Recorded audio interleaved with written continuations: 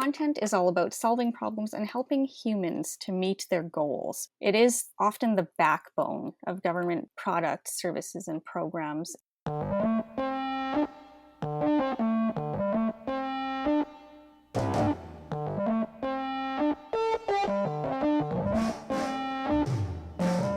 Welcome to Content in Practice. I'm your host, Blaine Kylo. In each episode, I speak with someone about how we do the work of content.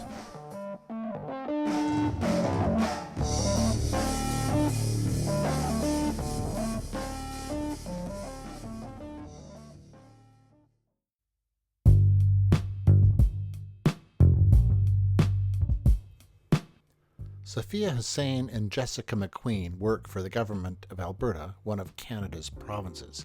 At the latest Design and Content Conference, they presented some original research about how public service employees work with content.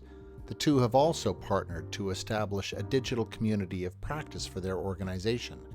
They spoke with me from Edmonton, and because they are government employees, our conversation began with a disclaimer. Here's Sophia.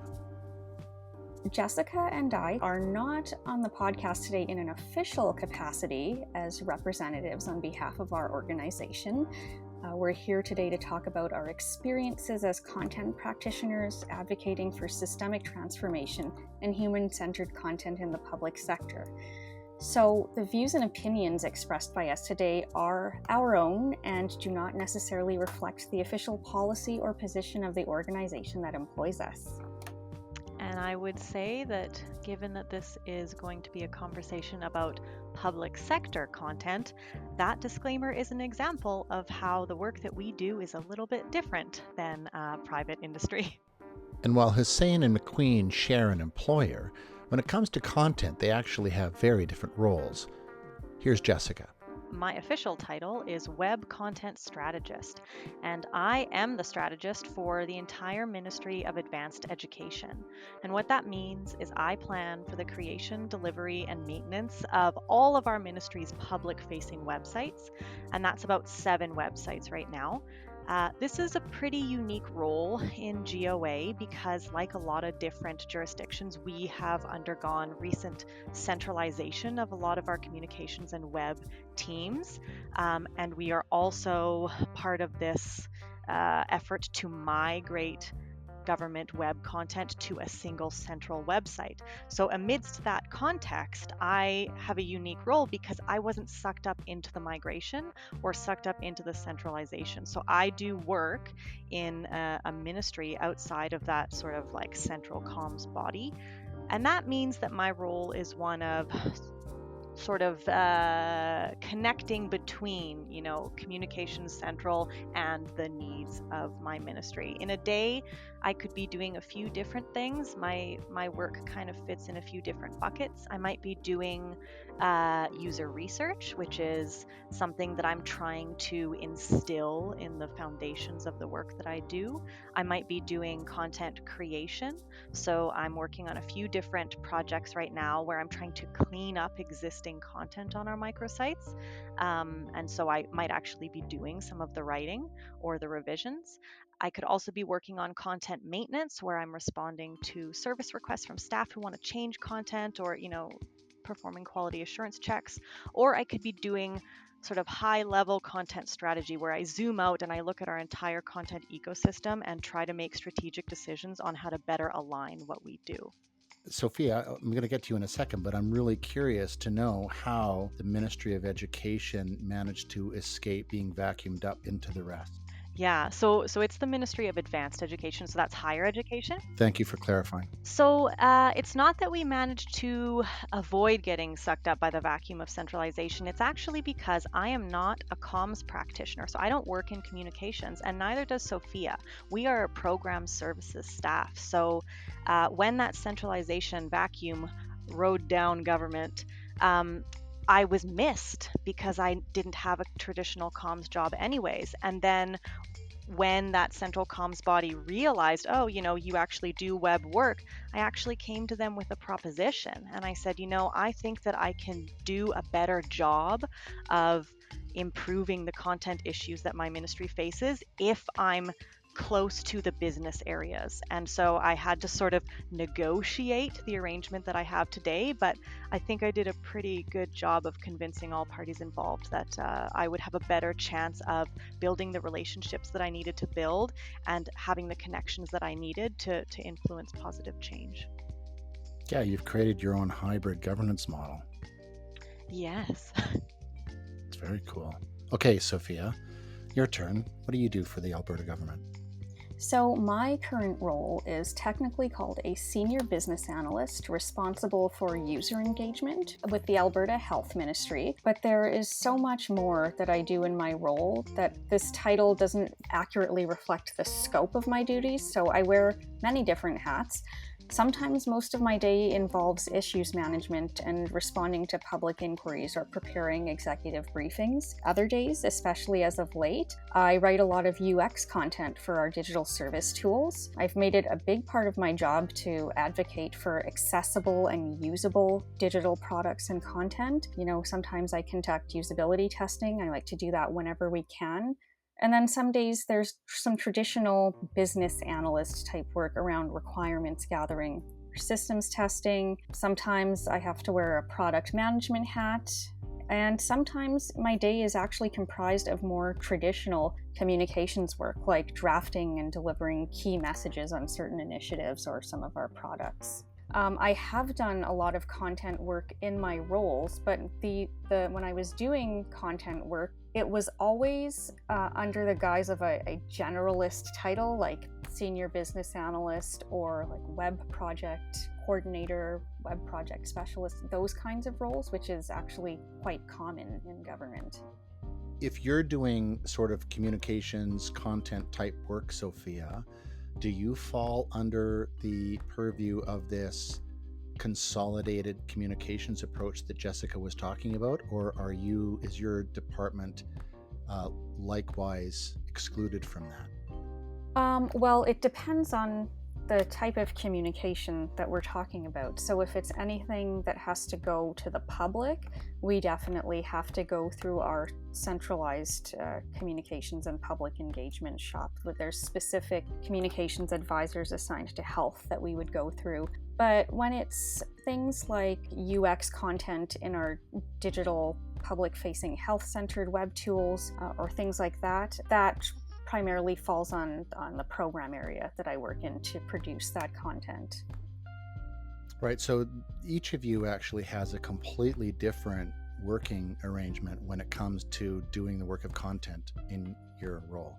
Yeah, it's quite weird the way government works, because government produces so many different types of content, whether it's, politically sensitive or strategic content or programs and services content.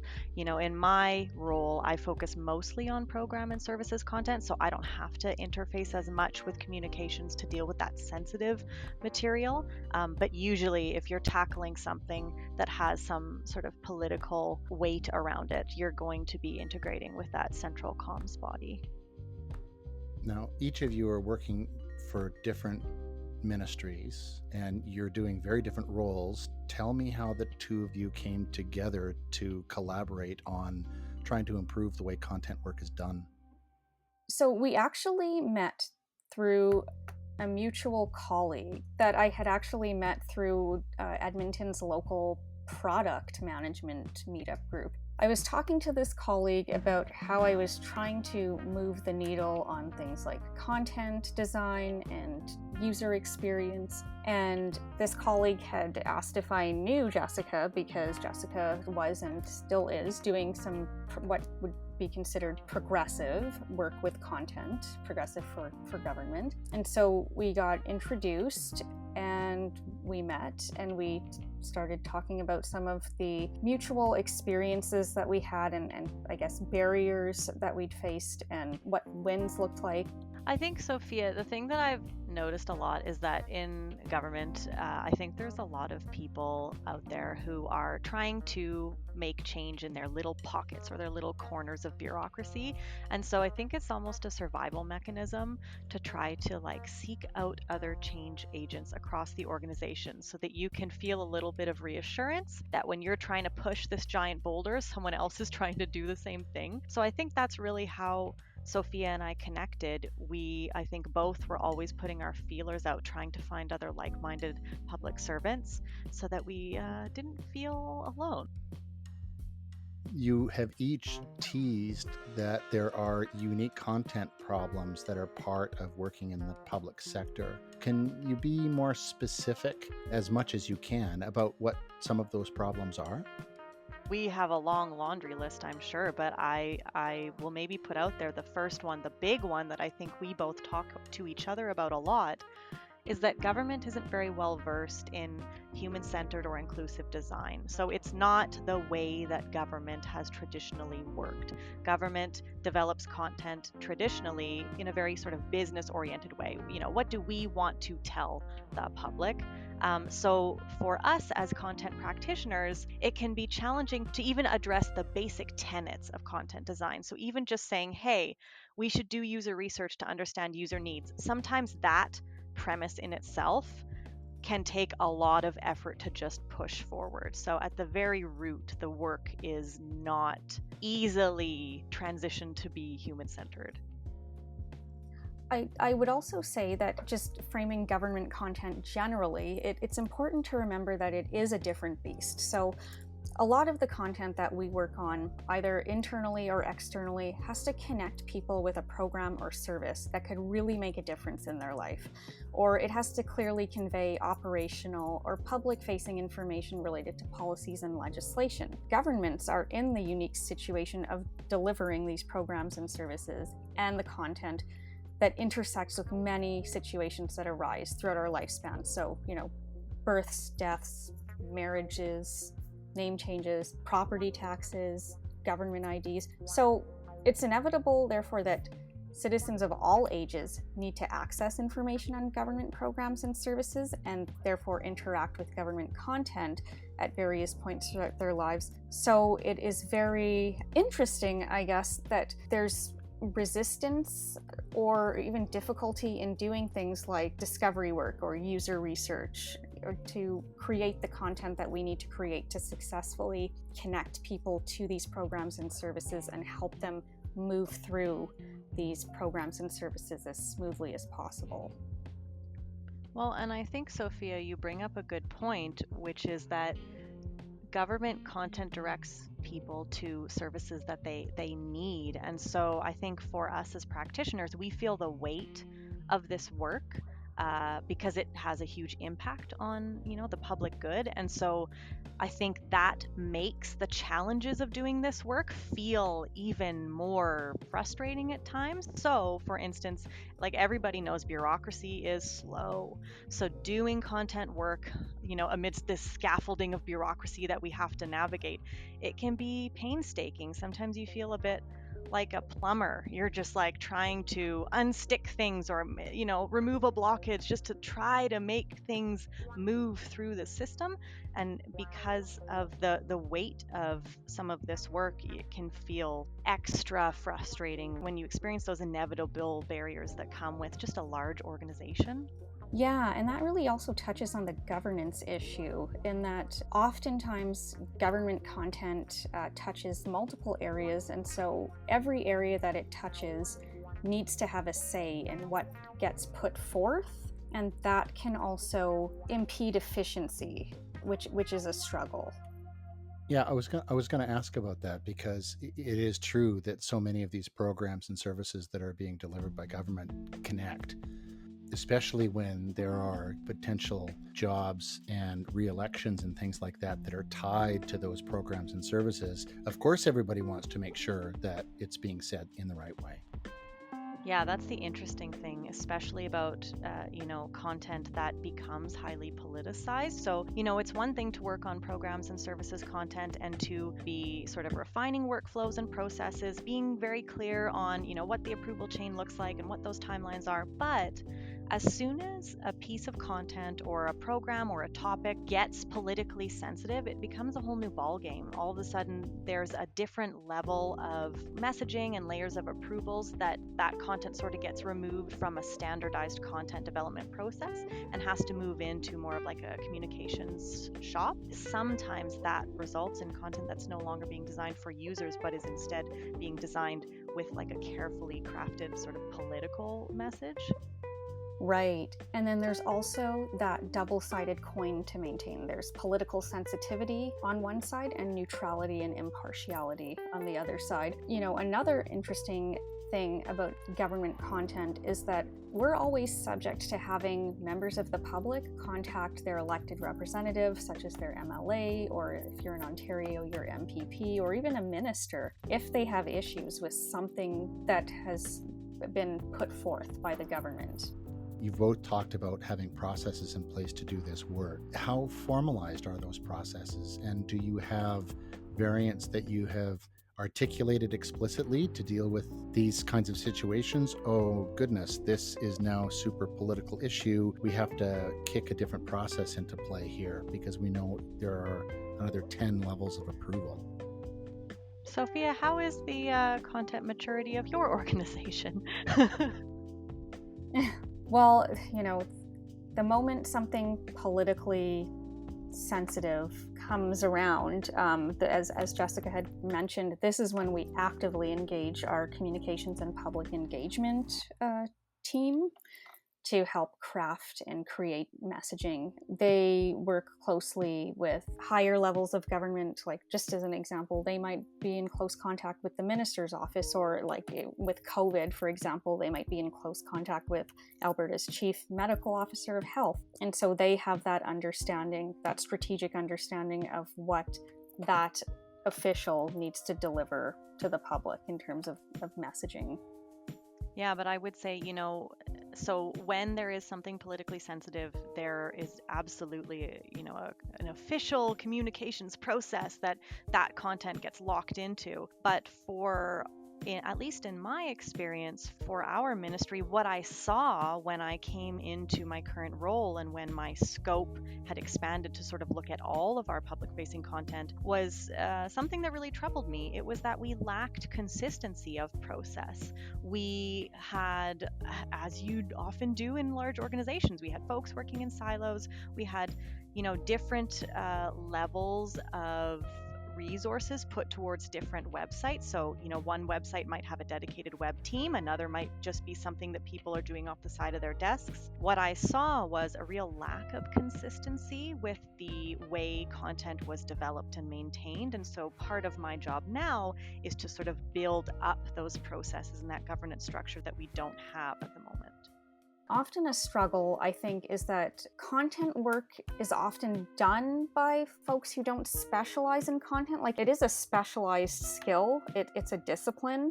I don't know that beyond a communications role that content as a specialty is really recognized. And oftentimes you will produce content that goes up the approval system and is vetted and approved by those who aren't in that specialty.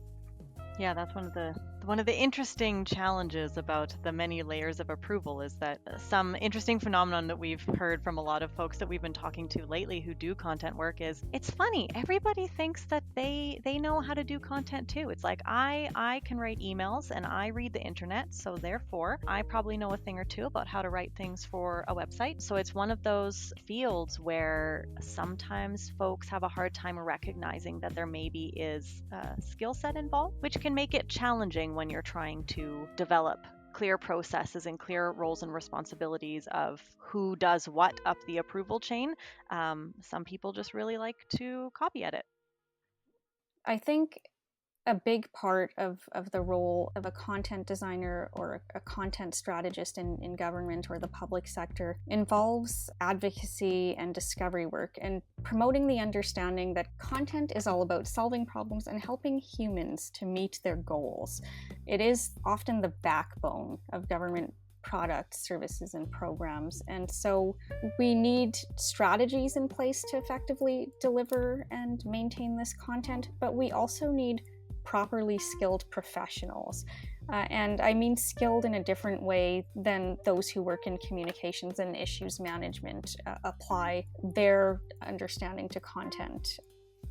I think that was one of the sort of unique challenges that I identified that I face in my work is there can be a lot of confusion around, the role of a content practitioner and the role of communications. And that work is very different. So communications is going to look at all content from, a risk lens and a political messaging lens, but they're not going to be as invested in, conducting user research and identifying user needs and building a comprehensive content strategy that seamlessly tracks a user through an experience of all of the different services and products that we offer. But comms deals with words, and words are content, and so sometimes it can be difficult to explain to decision makers or different business areas in government that there are different types of roles associated with the work of content. These tensions with how the various public service departments do the work of content led Hoosein and MacQueen to explore ways they could effect change. They started, logically enough, by doing research. Okay, so the reason that we wanted to do this research project is because we wanted to understand if our experience doing public sector content was shared by practitioners in other jurisdictions. We talked to about 15 people across Canada who were, in varying levels of government, senior and junior practitioners, and we wanted to get at, what is the lived experience of doing this work? And at the same time that we were doing this research, we were conducting interviews with folks. We were also trying to see if a particular thesis that we had would bear out. So we were working with a theorist called Sarah Ahmed, who has put forward this idea of the institutional killjoy, someone who is trying to transform an institution or a bureaucracy from the inside. And we felt, as change agents in government, that we were sort of operating as institutional killjoys, and we thought, maybe this is the experience of doing content and design work in government. And so that was what we were trying to figure out as we were connecting with folks across Canada. But Sophia, what would you think about this? I sort of feel like, in a way, this project was a little bit of a collaborative attempt to build like a life raft for ourselves, because I think we were asking our peers, how do you do this? How do you keep doing this when it gets hard? Because we look around us and we see really brilliant, bright practitioners who maybe they burn out, or maybe they decide to jump ship and head to private industry because they're not seeing the change that they're fighting for. And I think for us, it was maybe a little bit of an attempt to say, okay, if we're going to stick this out, if we're going to keep doing this work, maybe we need to find some more like-minded folks to help us be motivated. I think that one of the things that also prompted it for me was we would go to these events, and there would be these wonderful, useful takeaways, and we couldn't come back into our roles and realistically apply all of those takeaways. So that to me said, maybe it's just the nature of this work in government. Maybe this role just looks very different. So what does it look like in governments, in the public sector? You make a good point, Sophia. I think, for a few years, I sort of felt like, am I really a content strategist if I'm still at the stage where I'm having to advocate for why user research matters? Like, I can't dig my hands in and do the work I want to do because I'm still trying to get my organization on board with doing things differently. So I think doing this research and speaking with other practitioners was really helpful, because we were able to see that the challenges that we face as you said, Sophia, part of that is just the nature of translating this work into government. Just as an example, like for a lot of us, in the thick of bureaucracy proper, we're not yet at the point where it's just an easy everyday thing to go out and do discovery work and user research as we build the content. So we have to find workarounds. What can we do? So perhaps that's, calling out participants in the broader government, in the organization, that are outside of your ministry, that don't have that intimate understanding of your work that those inside your unit or inside your ministry have. Is it perfect? No, but is it something? Yes. Or, perhaps it involves talking to the people that talk to your users. Is there a call center that deals with your program? Become friends with them, build a relationship with them, because if you can't directly talk to your users, it is critical that you're talking to the people who talk to your users and who understand their frustrations firsthand. So the killjoy then is the person that ruins the fun for everybody else in the organization because they're trying to make it different. Have I got that right?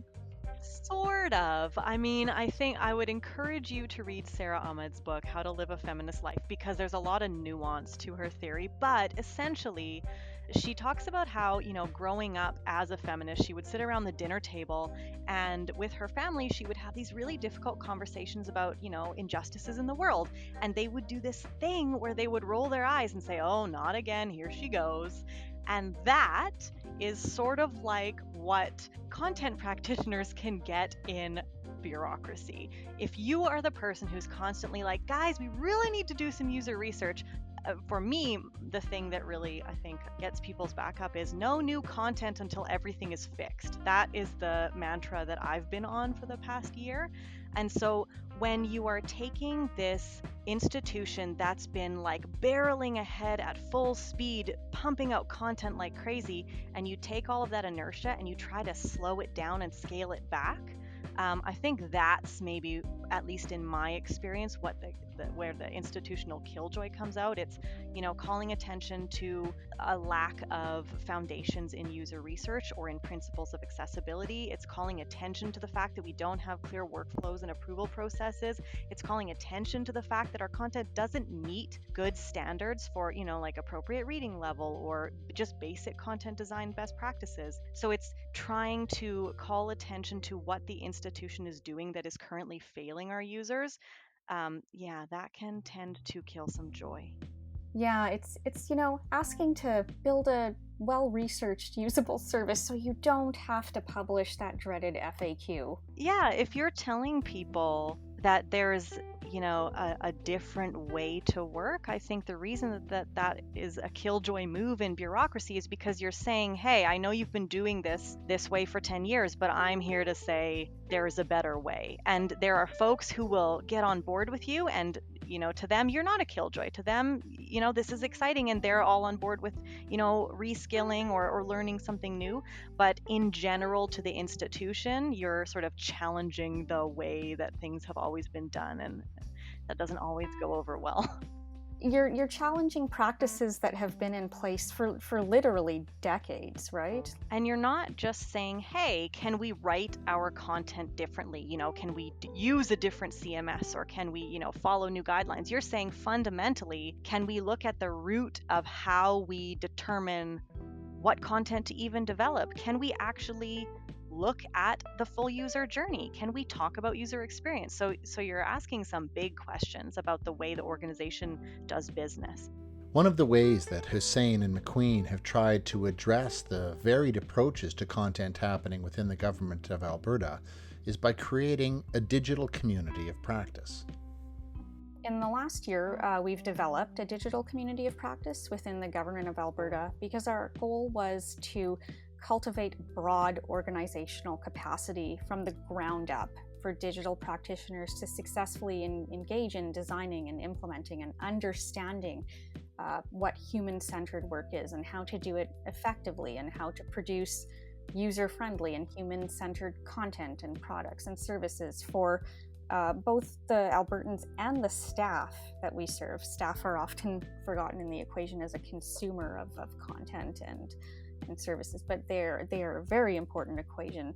And there also wasn't a unified collective of digital practitioners across the organization.